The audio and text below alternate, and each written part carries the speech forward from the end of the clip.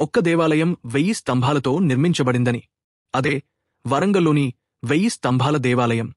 తెలంగాణలోని వరంగల్లో 12వ శతాబ్దంలో కాకతీయ వంశానికి చెందిన రాజు రుద్రదేవుడు ఈ అద్భుతమైన ఆలయాన్ని నిర్మించాడు. ఇది భగవంతుడు శివుడికి అంకితం చేసిన ఆలయం. ఈ దేవాలయం విశేషం ఏంటంటే ప్రతి స్తంభం మీద అద్భుతమైన శిల్పాలు చెక్కబడి ఉన్నాయి. దేవాలయం మధ్యలో నంది విగ్రహముంది. అది ఒకే రాయితో చెక్కబడింది. కేవలం నంది మాత్రమే కాదు, మొత్తం ఆలయంలోని రాతి శిల్పాలు కళ్లకు కట్టినట్టుగా ఉంటాయి.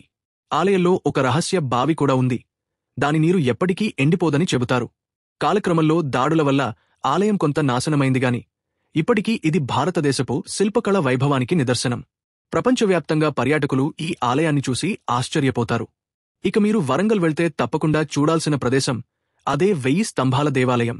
ఇలాంటి అద్భుతమైన చారిత్రక కథనాల కోసం మా ఛానల్ని సబ్స్క్రైబ్ చేయండి, లైక్ చేయండి, షేర్ చేయండి.